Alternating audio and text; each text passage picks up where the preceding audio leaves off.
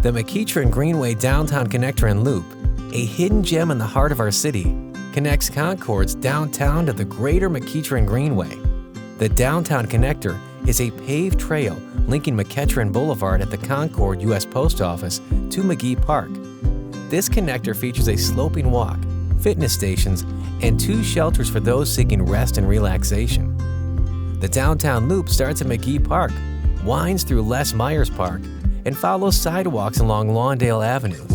A short off-street connector leads you to Patton Court, continuing along Union Street to Means Avenue and returning to McGee Park. This 4-mile loop combines paved greenway and sidewalk connections, utilizing South Union Street and other downtown streets, providing an engaging urban trail experience.